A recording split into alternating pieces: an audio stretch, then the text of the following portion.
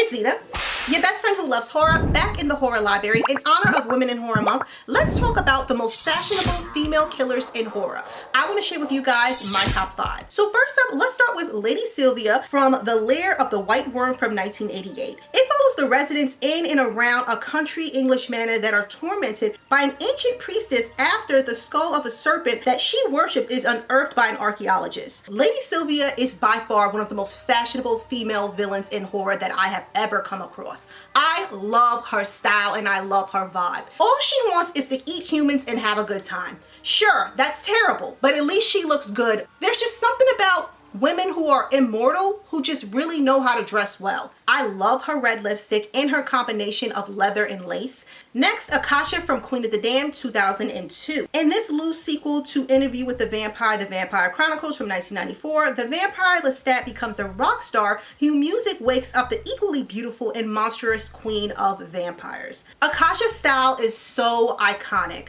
I feel like she is giving like goth Cleopatra. Everything about her is just such a vibe. She's just gorgeous. She can dance. Like, it's hypnotizing.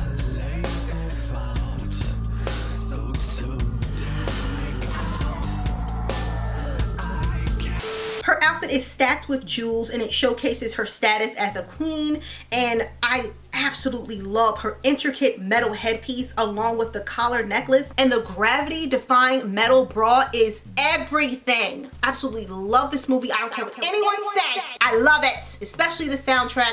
And Aaliyah, she did such a great job. She was so talented and so gorgeous. Asami auditioned from 1999. A widower takes an offer to screen girls at a special audition, arranged for him by a friend to find him a new wife. The one he fancies is not who she appears to be after all. When you first see Asami, she does come off like she is a gentle woman, but don't be fooled. She is vicious, she is sadistic, and she is a cold-blooded killer. Let's talk about her outfits. I love the fact that she's really into rubber.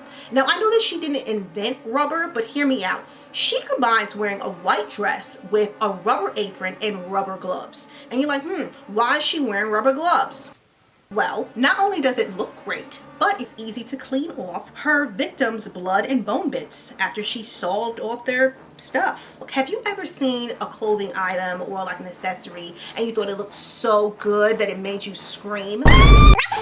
Well, that's how I felt about this red fur coat that she's wearing. Look at it. Tiffany Valentine from Bride of Chucky 1998 and the series Chucky 2021. In Bride of Chucky, Chucky the doll, possessed by a serial killer, discovers the perfect mate to kill and revive into the body of another doll. And then in the TV series Chucky, after a vintage Chucky doll turns up at a suburban yard sale, a peaceful American town is thrown into chaos as a series of horrifying murders begin to expose the town's secrets. It's clear as day, Tiffany has always been that girl, always. And you know that she's really winning in life because even taking it back to Bride of Chucky, when her soul was transferred into a doll, she was still looking good. The leather jacket, the eyeliner, the lipstick, the combat boots, and finally, Rose the Hat from Dr. Sleep 2019. Years following the events of The Shining from 1980, a now adult Dan Torrance must protect a young girl with similar powers from a cult known as the True Knot, who prey on children with powers to remain immortal. I love her look. I feel like it's so unique and not everyone can pull it off. She combines a top hat with scarves and it's just like there's just something about it that's really working for her. It's like she has this whole boho demon chic look going on and I love it. Alright guys, so that's my list. Be sure to let me know some of your favorite fashionable female killers in horror. As always, thank you so much for watching and I will see you guys next time.